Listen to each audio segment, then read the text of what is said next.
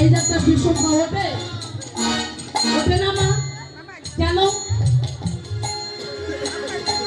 কিছু কিছু মানুষ আছে মা, ওই বদলের দিকে তাকালে সবকিছু হারিয়ে যায়।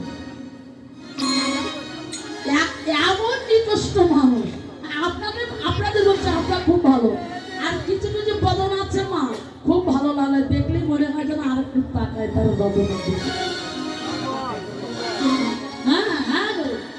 কিছু কিছু আছে যে জীবনে তার মা বদলে বদল দেয় আর যে মুখ অন্ধকার করে বসে থাকে আমার লাগে না, একদম সত্য বলছি, জানেন তো।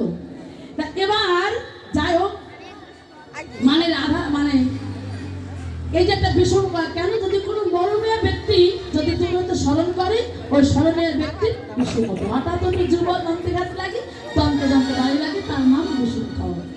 তা কানাই বলছে আজি মাঠে আমাদের বিলম্ব দেখিয়া হ্যালো বুঝি কাঁদো মাথা কত কমে যায়। মা বুঝি কাঁদছে, উত্তরে ছিলাম বলছে ভাই কানাই, ও ভাই কানাই, আরে মা কি তোর কেবল আছে? হ্যাঁ, আরে আমাদের যে মাটা নাই, হ্যাঁ, আরে আমরা যে গোয়ালের ছেলে মাঠে থাকা ধনু রাখা আমাদের কাজ, এই কথা প্রত্যেক মায়েরা জানে।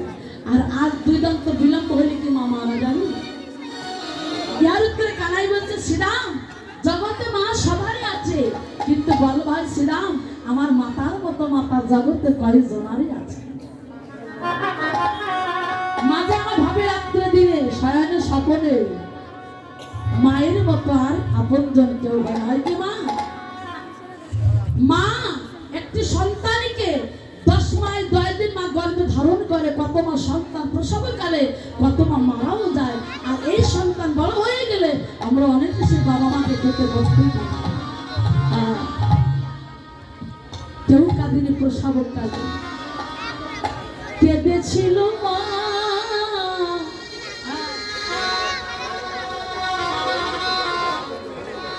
কেউ কাঁদেনি প্রসব কালে,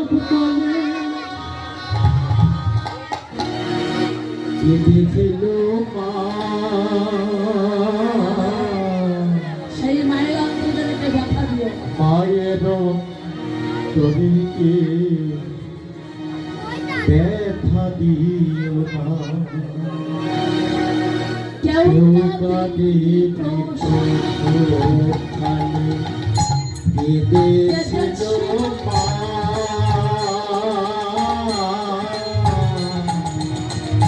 মায়ের তরে কেউ ব্যথা দিও না,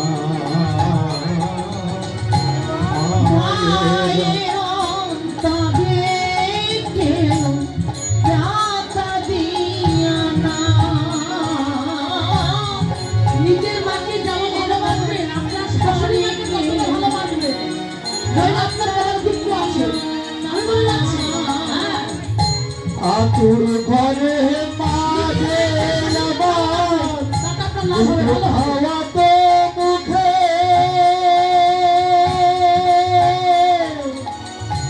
আশার আলো দেখাইছিলে চড়াই দেবে বুকে,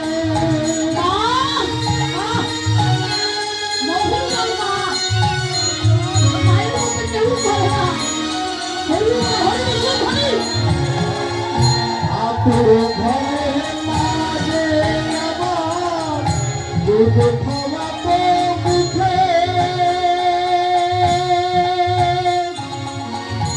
আশার আলো দেখাইছিলে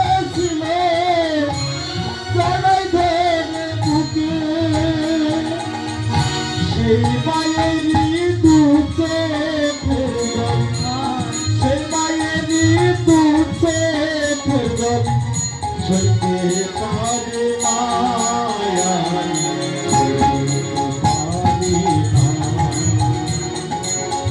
মায়ের অন্তরে ব্যথা দিও না মায়ের অন্তরে হয়ে গেছে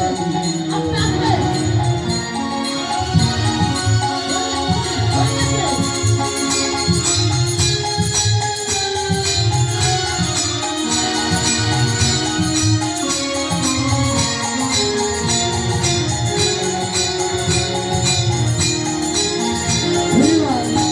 মায়ের অন্তরে কেউ ব্যথা দিও না কেউ তাদের প্রসব কালেই কেঁদেছিল মা যারা চলে যাবেন এতক্ষণ পর্যন্ত হরিনাম সংকীর্তন শ্রবণ করলেন